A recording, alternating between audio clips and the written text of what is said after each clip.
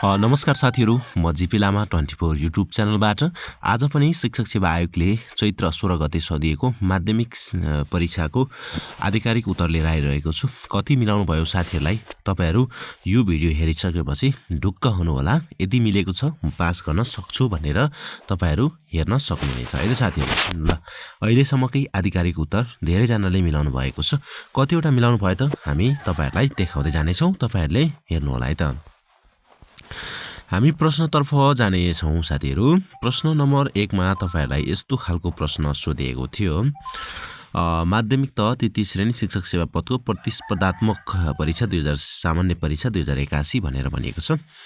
विद्यालय तहको 1-3 मा एकीकृत पाठ्यक्रम कार्यान्वयनमा आएको छ। यसलाई कार्यान्वयनमा ल्याउनका लागि तलका मध्ये कुन दस्तावेजले मार्गनिर्देशन गरेको छ भनेर भनिएको छ। यसको साथीहरूले धेरैजनाले साथीहरूले उत्तर मिलाउनु भयो होला। यसको सही उत्तर भनेको नै कुन थियो त साथीहरू? आधारभूत शिक्षा पाठ्यक्रम कक्षा 1-3 मा 2076 भनेर चाहिँ तपाईहरूले यसरी हेर्न सक्नुहुनेछ। यसको सही उत्तर पनि त्यही रहेको छ है त साथीहरू। ल, त्यसैगरी हामी अर्को प्रश्न सोधिएको थियो। यस्तो खालको प्रश्न तपाईहरूलाई, किशोर अवस्थामा प्रवेश गरेपछि व्यक्ति सामाजिक रूपमा सचेत र आफ्ना साथीहरूको धारणाप्रति पनि बढी नै संवेदनशील भई आफूलाई समाजमा कसरी प्रस्तुत गर्ने भनी ध्यान दिन चाहन्छ भने त्यस्तो परिवर्तन हुन कुन मनोवैज्ञानिक विकास सिद्धान्तसँग बढी सम्बन्धित छ भनेको छ? संज्ञानात्मक सिकाइ सिद्धान्त, मनोवैज्ञानिक सिकाइ सिद्धान्त, व्यावहारिक सिकाइ सिद्धान्त। ल, यसको सही उत्तर कुन हो त साथीहरू? यसको राइट एन्सर रहेको छ मनोसामाजिक विकास सिद्धान्त। किन मनोसामाजिक विकास सिद्धान्त भन्दाखेरि यहाँनिर के भनेको छ त साथीहरू? किशोर अवस्थामा पसेपछि सामाजिक रूपमा सचेत रहनु होइन, धारणाप्रति चाहिँ के हुनेछ भनेछ बढी नै संवेदनशील हुने भनेको चाहिँ मनोसामाजिक विकास सिद्धान्तमा पर्छ है साथीहरू। यो चाहिँ तपाईहरू नझुकिनु होला। ल, त्यसैगरी हामी अर्को प्रश्न 3 नम्बरमा जाउँ। मूल्याङ्कनका प्रक्रियामा विद्यार्थीको आचरण समेत आकलन गरी अभिलेख कायम गर्दा उसको सिकाइको यस्तो महत्त्वपूर्ण व्यवहार र कामको अभिलेखलाई के भनिन्छ भनेको छ। यहाँ प्रश्नले के भनेको छ भन्दा मूल्याङ्कनका प्रक्रियामा विद्यार्थीको आचरण समेत अवलोकन गरी, हेर्नुहोस् है, के आचरण गरे त साथीहरू? के आचरण गरे त? विद्यार्थीको आचरण समेत आकलन गरी अभिलेख राख्ने काम, उसको सिकाइको यस्तो महत्त्वपूर्ण व्यवहार र कामको अभिलेखलाई के भनिन्छ भनेर प्रश्न राखेको छ। यहाँ अप्सन रहेको छ वृत्ति मार्ग अभिलेख, त्यसैगरी घटनावृत्ति अभिलेख, व्यक्तिगत अभिलेख, सञ्चित अभिलेख। धेरैजना साथीहरू यो प्रश्नमा झुकिनु भएको छ व्यक्तिगत अभिलेख भनेर। यो चाहिँ होइन, वृत्त मार्ग अभिलेख पनि हुँदै होइन। यसको सही उत्तर रहेको छ साथीहरू, हेर्नुहोस् त, घटनावृत्ति अभिलेख। घटनावृत्त अभिलेखले के गर्छ भन्दा विद्यार्थीको आचरण पनि हेर्छ, अवलोकन गर्छ, त्यसपछि अभिलेख राख्ने कायम गर्छ होइन। घटनाले सबै गर्छ यिनीहरूले। यो व्यक्तिगत अभिलेख भनेको छ अनि वृत्ति मार्ग अभिलेख भनेको छ। सबै काम चाहिँ केले गर्छ साथीहरू? घटना अभिलेखले नै गर्छ है। यो काम सञ्चित अभिलेख राख्ने काम पनि गर्छ घटना। त्यही भएर यसको सही उत्तर भनेको कुन हो त? घटना अभिलेख रहेको छ है त। ल, त्यसैगरी हामी प्रश्न नम्बर 4 मा जाउँ। प्रश्न 4 यस्तो प्रकारको रहेको छ। सामान्यीकरण गर्न सकिने सिद्धान्तको विकास गर्न कुन अनुसन्धान सबैभन्दा बढी उपयुक्त मानिन्छ भनेको छ। प्रश्न राम्रोसँग पढ्नु होला साथीहरू। सामान्यीकरण गर्न सकिने सिद्धान्तको विकास गर्न भनेको छ है। यहाँ प्रश्न अप्सन दिएको छ तपाईहरूलाई, प्रायोगिक अनुसन्धान, घटना अध्ययन, आधारभूत अनुसन्धान, कार्यमूलक अनुसन्धान। यो सामान्यीकरण गर्न भन्ने बित्तिकै तपाईँहरूले के हेर्नुहोस् भन्दाखेरि आधारभूत तह हो, यो आधारभूत अनुसन्धान हो। यो सामान्यीकरण गर्न सक्ने भनेको होइन। यो कार्यमूलक अनुसन्धान अलिक भाग हुन्छ। यो प्रायोगिक भनेको चाहिँ अब के त प्रयोगात्मक रूपमा, घटना अध्ययन भनेको त व्यक्तिको गहिराइसम्म गएर अध्ययन गर्ने भइहाल्यो होइन। यो सामान्यीकरण गर्न सक्ने सिद्धान्तको यसको सही उत्तर चाहिँ आधारभूत नै रहेको छ है। त्यसैगरी हामी 5औं प्रश्न हेरौँ है त। 5औं प्रश्न यस प्रकारको रहेको छ। परीक्षामा विद्यार्थीले प्राप्त गरेको प्राप्ताङ्कमा एकरूपता कायम रहने गरी उसका भाषा शैली समेतको लेखाजोखा गर्न कुन प्रकारको प्रश्न प्रयोग गर्नुपर्छ भनेको छ। अब यहाँ के भनेको छ भन्दा प्रश्नले विद्यार्थीले प्राप्त गरेको प्राप्ताङ्कमा एकरूपता कायम रहने गरी भनेको छ है। एकरूपता कायम रहने गरी भनेको छ। भाषा शैली समेतको लेखाजोखा गर्ने भनेको चाहिँ कुनमा पर्छ त साथीहरू? छोटो उत्तर आउने है। यो एकरूपता आउने मात्रै भनेको भएदेखि तपाईहरुलाई बहुवैकल्पिकता हुन्थ्यो हैन। उत्तर सबैको सही नै आउँछ यसमा, तर यो मिलेन हैन। यहाँनिर के भन्यो भन्दाखेरि यसले भाषा शैली पनि जोड दियो के है, यसको भाषा शैली पनि भनिदियो। त्यसैले गर्दा यसको सही उत्तर हो छोटो उत्तर आउने प्रश्न इज द करेक्ट एन्सर रहेको छ है। ल त्यसैगरी हामी छैटौं प्रश्नमा जाउँ। मानव विकासमा अनुपातिक परिवर्तन भन्नाले के बुझिन्छ भनेको छ? पुरानो स्वरूप हराउँदै जाने र नयाँ स्वरूप स्थान लिने परिवर्तन भनेको छ। शारीरिक पक्षहरूको अनुपातमा आउने परिवर्तन भनेको छ। शारीरिक र मानसिक दुवै पक्षको अनुपातमा आउने परिवर्तन, मानसिक र संवेदनात्मक दुवै पक्षमा आउने परिवर्तन भनेर तपाईहरुलाई अप्सन दिएको छ। मानव विकासमा आनुपातिक रूपमा हैन भनेको चाहिँ के हो त साथीहरु? शरीरको अनुपातमा आउँछ है। यो साथीहरुले सिधै बुझ्नुपर्ने हुन्छ। यो आनुपातिक रूपमा आउने परिवर्तन भनेको चाहिँ शारीरिकमा कति अनुपातमा चाहिँ के हुँदैछ? विकास हुँदैछ त, अथवा कति अनुपातमा चाहिँ बढ्दैछ भनेको शारीरिक पक्षहरूको अनुपातमा आउने परिवर्तन हो यो साथीहरु। मानव विकासमा भनेको छ नझुकिनु होला। आनुपातिक भनेको चाहिँ यो के त शारीरिक पक्षहरूको बारेमा अनुपात गर्ने कुराहरू भयो। ल त्यसैगरी हामी अर्को प्रश्न हेर्नेछौँ। राष्ट्रिय शिक्षा नीति 2076 अनुसार सबै तहको शिक्षालाई तल दिएका मध्ये कस्तो बनाउने लक्ष्य लिएको छ भनेको छ? बाल मैत्री प्रतिस्पर्धा जीवनोन्मुखी रोजगारमूलक, प्रविधि मैत्री प्रतिस्पर्धा रोजगारमूलक उत्पादनमुनि, बाल मैत्री प्रतिस्पर्धा उत्पादनमूलक खोजमूलक, प्रविधि मैत्री खोजमूलक, जीवनोपयोगी र समतामूलक भनेको छ। अब यसको सही उत्तर साथीहरुलाई मैले यहाँ जानकारी दिइसकेको छु। मैले अगाडि नै उत्तर तपाईहरुलाई ड्र्याग गरेर राखिदिएको छु है।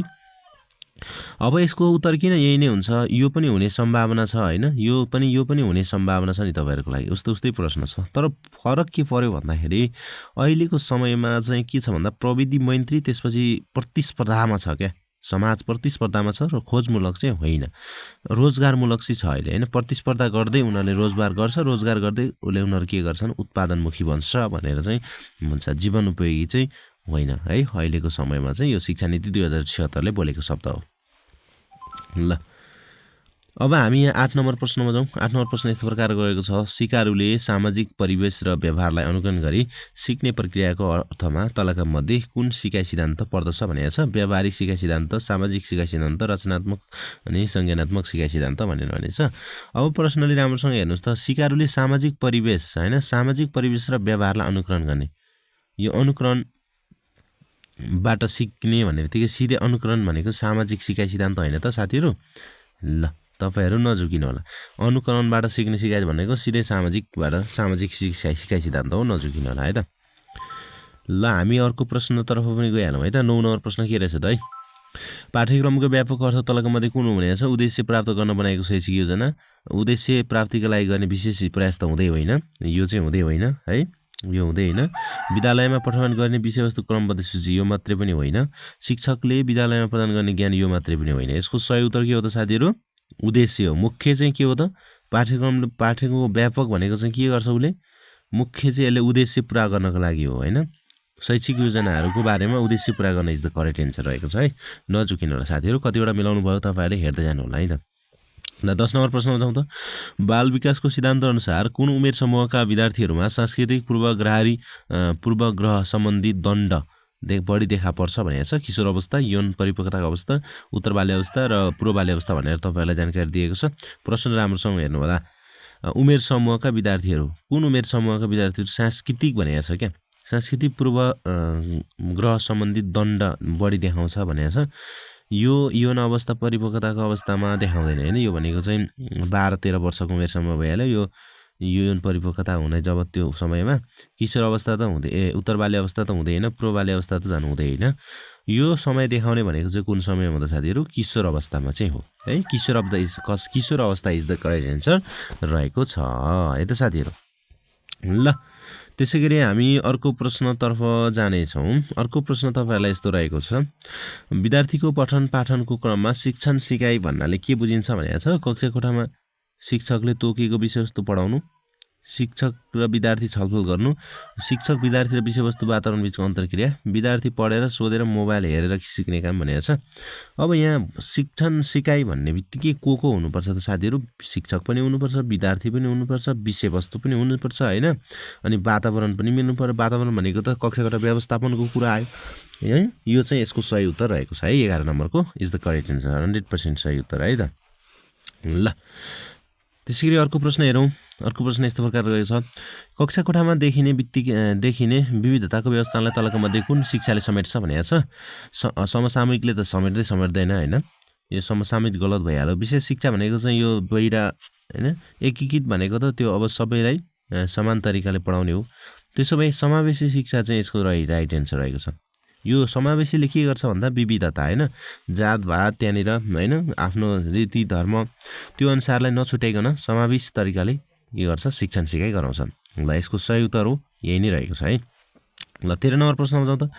नेपालको संविधानमा आधारभूत शिक्षाको सम्बन्धमा के व्यवस्था गरिएको छ भनेको छ। यो त सबैजना साथीले मिलाउनु भयो होला। यो आधारभूत तहसम्मको शिक्षा भनेको चाहिँ के छ त, तहको शिक्षा चाहिँ अनिवार्य र निःशुल्क हुनेछ भनेर अनिवार्य शिक्षा निःशुल्क ऐन 2077ले पनि भनेको छ। यो चाहिँ संविधानमा पनि छ र यो चाहिँ भनेको छैन आधारभूत तहको अनिवार्य हुनेछ। आधारभूत तहसम्मका शिक्षा अनिवार्य मात्रै भनेको छैन नि त, यहाँ अनिवार्य मात्रै हुनेछ भनेको छ। आधारभूत तहसम्म शिक्षा निःशुल्क मात्रै भनेको छ होइन, यहाँनिर फेरि सशुल्क हुनेछ भनेको छ र दुइटै हुनुपर्छ है। शिक्षा अनिवार्य र निःशुल्क चाहिँ आधारभूत तहको भनेको छ है त साथीहरू। ल तपाईँहरू यसमा नचुकिनु होला। ल 14 नम्बर प्रश्न हामी हेरौँ है त। शिक्षा नियमावली 2059 संशोधनले प्राथमिक विद्यालयमा महिला शिक्षकको पद रहने व्यवस्था गरे अनुसार तल दिएका मध्ये कुन विकल्प सही हो भनेको छ। 7 जना शिक्षक दरबन्दी भएमा कम्तीमा 3 जना महिला, 3 जनासम्म शिक्षक दरबन्दी भए कम्तीमा 1 जना महिला, 7 जना भन्दा बढी दरबन्दी भए कम्तीमा 4 जना महिला, 5 जनासम्म शिक्षक दरबन्दी भए कम्तीमा 2 महिला। यसको सही उत्तर हो, मैले यहाँ जानकारी दिइसकेको छु तपाईँहरूलाई। हेर्नुहोस् त एकचोटि, यो चाहिँ के भन्नु खोजेको भन्दा 3 जना शिक्षकहरू छ नि होइन, दरबन्दी भए कम्तीमा 1 जना भन्ने कुरा हो क्या। अब होइन यसरी तपाईँहरूले चाहिँ के गर्न सक्नुहुन्छ, जम्मा 3 जना चाहिँ शिक्षक छ भने 1 जना होइन, 2 जना शिक्षकमा चाहिँ 1 जना महिला चाहिँ हुनु पर्यो, 2 भागको 1 भाग चाहिँ महिला हुनु पर्यो भनेर चाहिँ भनिएको छ है। जुन चाहिँ शिक्षा नियमावली 2059मा हेर्नुभयो भने यो चाहिँ तपाईँले व्यवस्था देख्न सक्नुहुनेछ। ल हामी 15 नम्बर प्रश्नमा जाउँ हेरौँ। 15 नम्बर प्रश्न यस प्रकारको रहेको छ। शिक्षा ऐन 2028 संशोधन अनुसार आधारभूत शिक्षाको परिभाषा कुन भनेको छ। प्रारम्भिक बाल विषय 3 सम्मको यो हुँदै होइन होइन, 3 सम्मको त हुँदै होइन नि त। अब कक्षा 1 देखि 3 सम्मको शिक्षा भनेको छ यो हुँदै होइन। अब कक्षा 1 देखि 8 सम्मको भनेको छ होइन, यो 8 कक्षा 1 देखि मात्रै गरेको छैन नि त साथीहरू, 1 देखि मात्रै गरेको छ त छैन होइन। यो चाहिँ कहिलेदेखि गरेको छ त साथीहरू। यसको सही उत्तर भनेको चाहिँ प्रारम्भिक बाल विकास भनेको ECD कक्षा होइन, ECD हामीले हेरेको छौँ नि होइन र साथीहरू।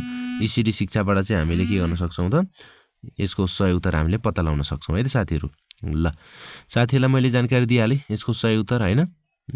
ल त्यसै गरी हामी 16 नम्बर प्रश्न पनि हेरिहाल्नेछौँ है त। 16 नम्बर प्रश्न के रहेको छ त। ल त्यो 16 नम्बर प्रश्न पनि हामी हेरौँ है त। 16 नम्बर प्रश्न पनि हेर्नेछौँ।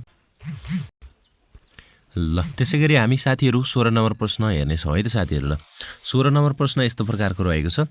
स्थानीय सरकार सञ्चालन ऐन 2074 संशोधन सहितको दफा 11 को 2 को खण्ड ज अनुसार स्थानीय तहको काम कर्तव्य अधिकारभित्र नपर्ने विषय तलक कुन हो भनेको छ। साथीहरूले हेर्नु होला यहाँनिर नपर्ने भनेको छ है। के भनेको छ भन्दाखेरि विद्यार्थी सिकाइ उपलब्धि परीक्षण, विद्यालयको गुणस्तर अभिवृद्धि तथा पाठ्य सामग्रीको वितरण गर्छ, शैक्षिक परामर्श सेवा सञ्चालन गर्ने र संस्थाहरूको अनुमति र स्वीकृति नियमन, शिक्षण सिकाइ शिक्षक कर्मचारीको तालिका सक्षमता विकास गर्ने भनेको छ। यसको सही उत्तर त मैले यहाँ जानकारी दिइहालेँ साथीहरूलाई। यसको सही उत्तर यो रहेको छ है त। ल यसको सही उत्तर हो, यो पनि गर्छ, यो पनि गर्छ र यो पनि गर्छ। यो चाहिँ अहिले के गर्छ त, यो चाहिँ स्थानीय तहको काम कर्तव्यभित्र पर्दैन है, त्यति कुरा बुझ्नु होला। ल त्यसै गरी हामी अर्को प्रश्न जानेछौँ। यो यहाँनिर 16 भएछ, यो 17 हो है साथीहरू। ल यो 17 नम्बर प्रश्न हो। 17 नम्बर प्रश्न रहेको छ है। शिक्षक सेवा आयोग नियमावली 2057 11 क बमा चाहिँ समावेशी प्रतिशत निर्धारणका लागि पिछडिएको क्षेत्रसँग नपर्ने जिल्ला कुन हो भनेको छ। यो पिछडिएको जिल्लामा चाहिँ हेर्नु त साथीहरू, यो कालीकोट पनि पर्छ, अछाम पनि पर्छ, जाजरकोट पनि पर्छ, दार्चुला चाहिँ पर्दैन है।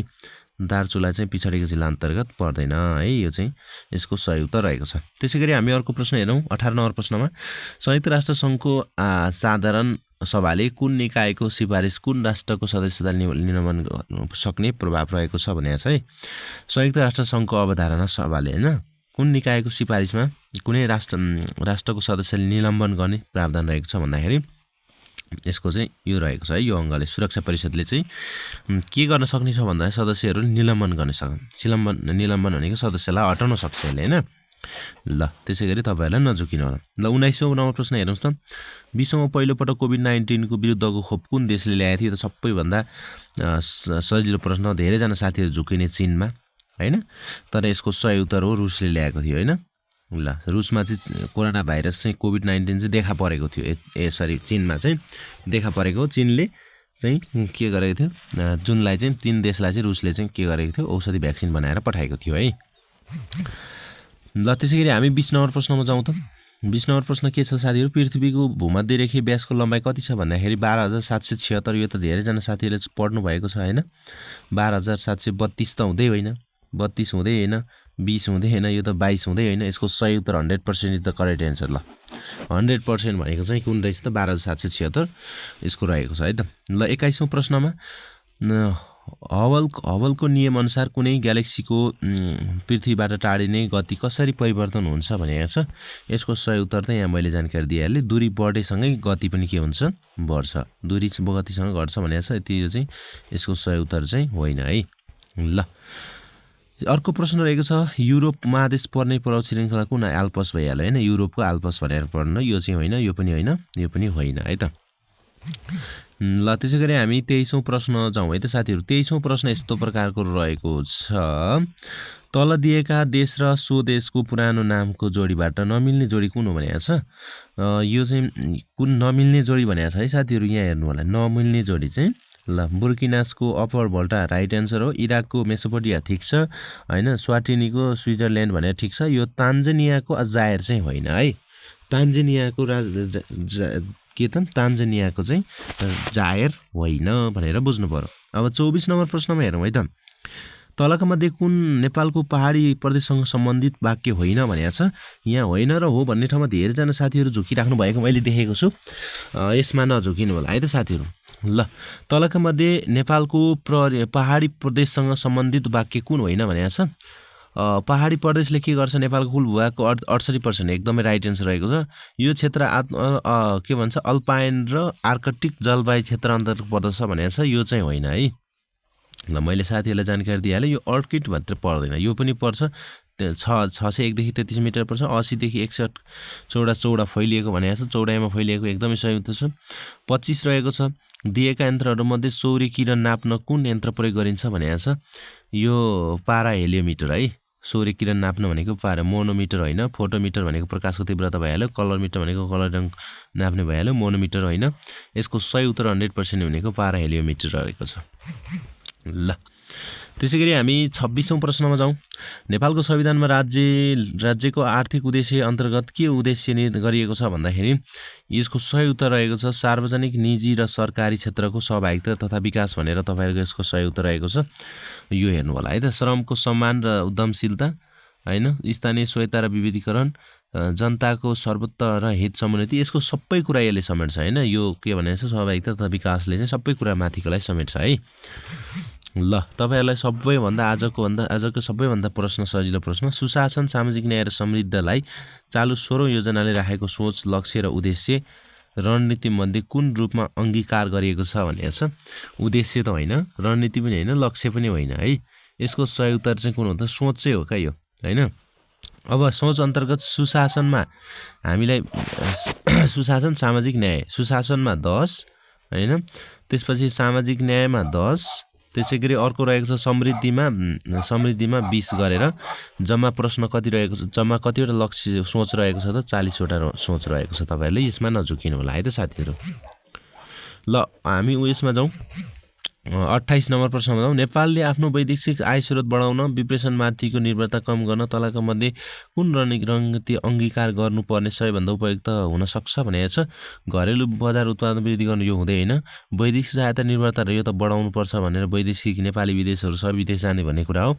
कृषि उत्पादन वृद्धि, देशको निर्यात प्रवर्धन गर्नु, सबै क्षेत्रमा आयात बढाउनु, यो त सहिले छ नि साथीहरु हैन।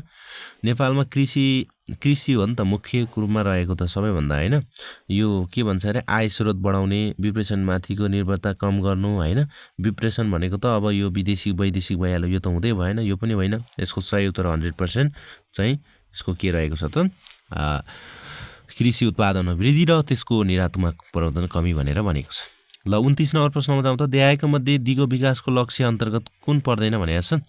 देशभित्र तथा देशहरूबीचको असमानता हटाउने, हैन, दिगो विकास उपभोक्ता ढाँचाहरू सुनिश्चित गर्ने, सहर बस्तीहरूलाई समावेश सुरक्षित स्थानशील र दिगो बनाउने, अति कम विकसित देशबाट उन्नति गर्ने भनेको छ। ल यो चाहिँ पर्दैन है। के भनेको छ यहाँ साथीहरू? पर्दैन भनेको छ नि त।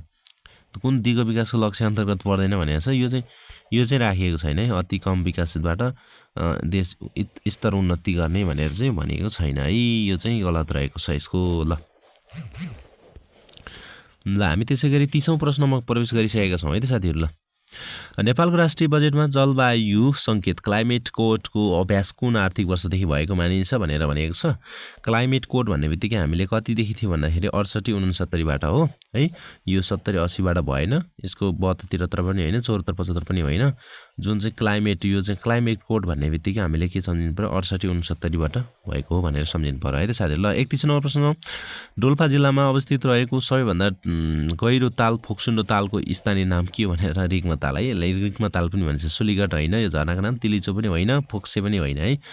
ल यसको सही उत्तर भनेको चाहिँ कुन रहेछ त साथीहरू? रिग्मा ताल इज द करेक्ट एन्सर रहेको छ है।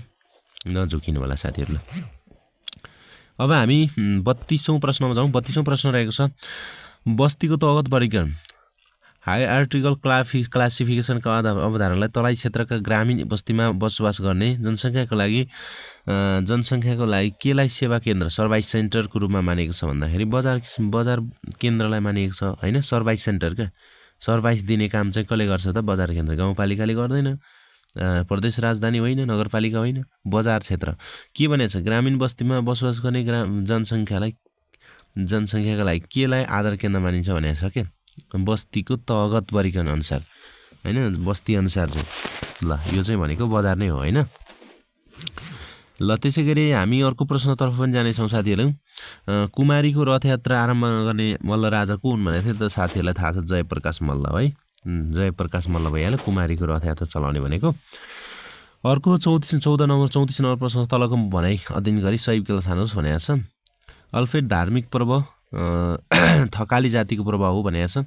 किसान जातिले विवाहमा बेहुला बेहुलीका आँपको पात, धान र खोर्सानी बाँधेर बनाएको टोपी लगाइने गर्छ। यहाँ हेर्नु है, सही उत्तर मात्रै छान्नु भनेको छ। घेवा तामाङ जातिको मृत्यु संस्कार हो, एकदमै राइट एन्सर होइन। ल यो चाहिँ घेवा तामाङ जातिको मृत्यु संस्कार हो, जुन बेला चाहिँ 108वटा बत्तीहरू बालेर गर्छन् है त। अर्को प्रेम विवाह, केटीले मन पराएकी केटीलाई साई माझा दिई पठाउने चलन सुरु जातिमा थारू जातिमा प्रचलित, यो पनि गलत हो। ल यसको सही उत्तर भनेको के रहेछ त? यो चाहिँ रहेको छ है। ल त्यसै गरी हामी 35औं प्रश्नमा जाउँ। 35औं प्रश्न यस प्रकारको रहेको छ। तलका मध्ये कुन नेपालको मध्यकालीनसँग सम्बन्धित छैन भनेको छ? मध्यकालीन युग है, मध्यकालीन युगसँग सम्बन्धित छैन भनेको छ। सम्बन्धित छैन। नेपाल र मैथिली भाषा लोकप्रिय थियो भनेको छ। यो त हुँदै होइन। ल साथीहरूले गेस गरिसक्नु भयो उत्तर हैन। ल यो चाहिँ यसको सही उत्तर रहेको छ है। यो चाहिँ मिल्दैन, अरू सबै मिल्छ हैन। 915 देखि हेर्नुहोस् त 1822 पृथ्वीनारायण शाहको कालमा आएर मध्यकाल सुरु भएको सिमरनगढ केन्द्र बनाई वरिपरिको क्षेत्रको राज्य स्थापना गरेको थियो, यो पनि हो हैन। वर्णक्रममा आधारित अनुसन्धानको पेशा व्यवसाय, यो पनि थियो। यसको सही उत्तर नमिल्ने भनेको चाहिँ यो थियो है। मैथिली र नेपाली भाषा चाहिँ थिएन, त्यतिखेर संस्कृति भाषाको रूपमा प्रयोग गरिएको थियो। ल 36 नम्बरमा जाउँ त हामी साथीहरू। अजरबैजान काबुमा सन् 2024 नोभेम्बर 11देखि 22सम्म भएको जलवायु परिवर्तन सम्बन्धी पक्षहरूको सम्मेलन COP 29 मा उठान भएका विषयमा नपर्ने विषय तलको मध्ये कुन हो भनेको छ।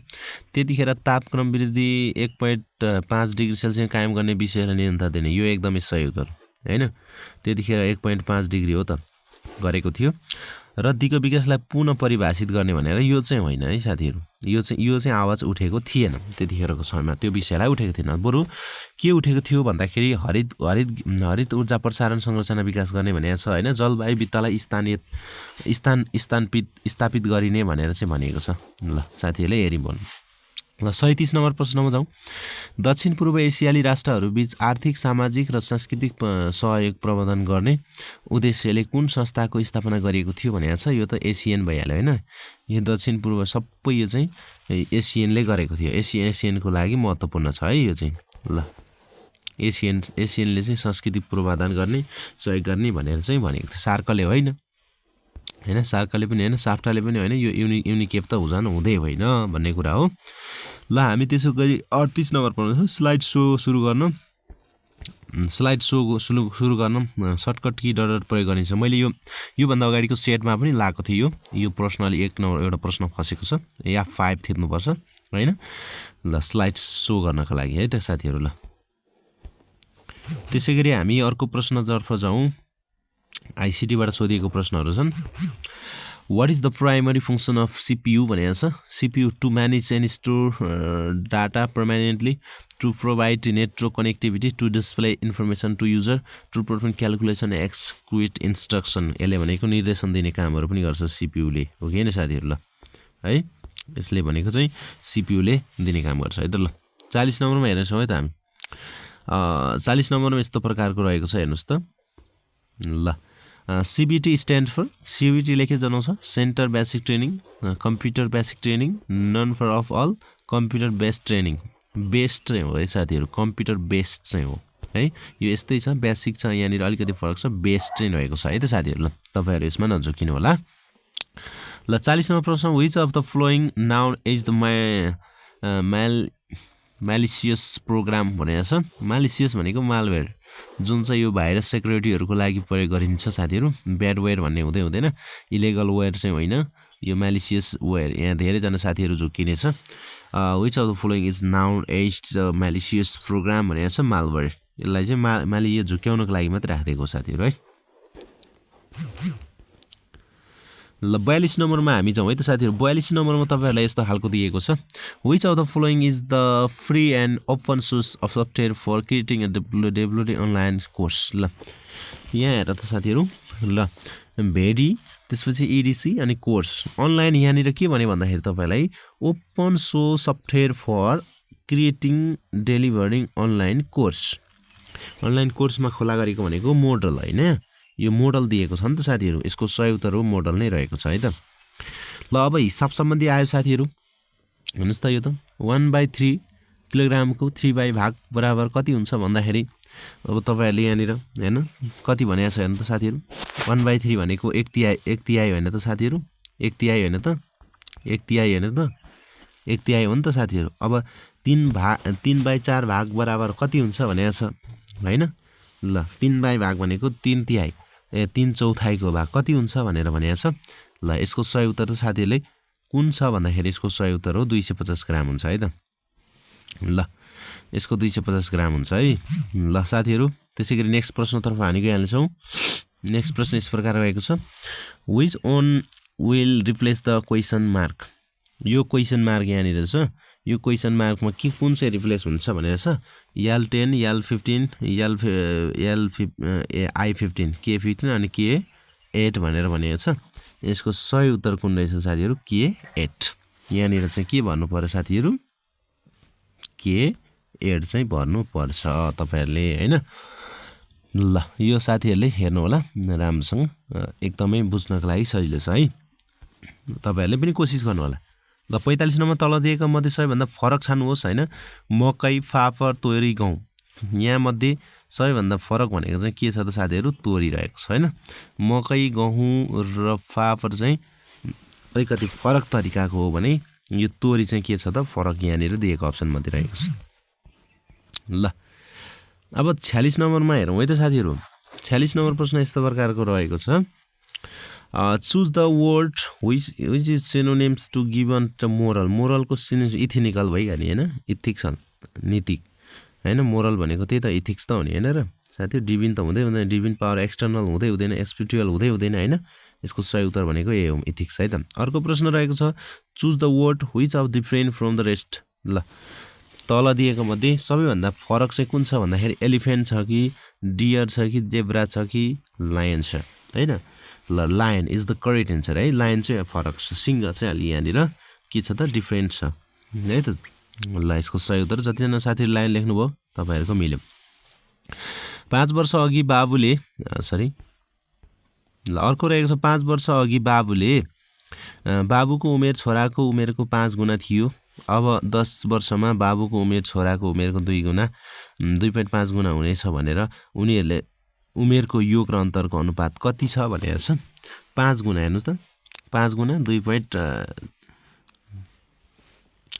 point कति छ त 2 point गुणा हुनेछ भनेर छ बाबुको उमेर कति वर्षमा 10 वर्षमा भनेर भनेको छ यसको सही उत्तर हो जति जना साथीहरुले 16.9 लेख्नु भयो यसको सही उत्तर कुन रहेछ त 16.9 नै हो है त साथीहरु ल त्यसैगरी हामी अर्को प्रश्न हेर्ने छौं Two students approve at the examination. One of the secured 9 marks. Furthermore, in this marks was 57% of sum of the dear marks. The marks obtained by the are the red भनेको छ यसको सही उत्तर हो 43 र 33 इज द करेक्ट आन्सर हैन दुईटा विद्यार्थीले चाहिँ के गरेको छ examination one of the marks secure 9 mark हैन अनि मोर देन अदर्स स्टुडेन्ट हिज मार्क 57 मार्क अब यो चाहिँ के गर्नु पर्छ पर्सेन्ट दिएको छ हैन 9 दिएको छ यसलाई चाहिँ के त हिसाब गरेर निकाल्नु पर्ने हुन्छ पहिला एक जनाको निकाल्नु पर्यो त्यसपछि त्यसलाई जति आउँछ त्यसलाई चाहिँ गुणन गर्नु पर्यो त्यति गरेपछि आउँछ है त ल अब हामी अन्तिम प्रश्न हेर्ने छौं 50 एउटा घनाकार वस्तुको सबैभन्दा सतहमा रङ लगाएर 27 वटा उत्तरे साइजका घनाकार टुक्रा बनाउँदा 3 वटा सतह रङ लागेका घनाकार टुक्राहरू कतिवटा रहन्छन् भनेको छ यसको सही उत्तर हो 8 वटा रहेछ है यस कति रहेछ साथीहरु 8 वटा रहेको छ 8 वटा रहेको छ यसको सही उत्तर है त 2 वटा 27 वटा यहाँ हेर्नु 27 वटा उत्तरे साइजका घनाकारहरू काट्दाखेरि चाहिँ 3 वटा सतहमा रङ लागेका घनाकार टुक्राहरू कतिवटा छ भन्दाखेरि अब 2 को पावर चाहिँ हामीले के गर्नुपर्छ 3 गर्दाखेरि चाहिँ के गर्छ जम्मा 8 यसको सही उत्तर आउँछ ल साथीहरु हामीले एकदमै यसको आधिकारिक उत्तरहरू लिएर आइसकेका थियौं साथीहरु तपाईहरु यो जीपी लामा 24 युट्युब च्यानलमा नयाँ हुनुहुन्छ भने एक लाइक अनि सब्स्क्राइब गरेर पनि जोडिनु होला तपाईहरुले हामी दैनिक रूपमा यसरी आधिकारिक उत्तरहरू पनि लिएर आउने छौं फेरि हामी अर्को हामीले अब शिक्षक सेवा आयोगको लोक सेवा आयोगको सम्पूर्ण भिडियोहरू हामी ल्याइरहेका छौं साथीहरु तपाईहरुले दैनिक सेटहरू हेर्नको लागि नजुकिनु होला प्रावि निमाविको भ्याकेन्सीहरू आइसकेको छ निमाविको भ्याकेन्सी आइसकेको छ साथीहरु तयारीमा जुट्नु होला दैनिक रूपमा भिडियो हेर्नु होला दैनिक सेटहरू आइरहेको छ हस्त धन्यवाद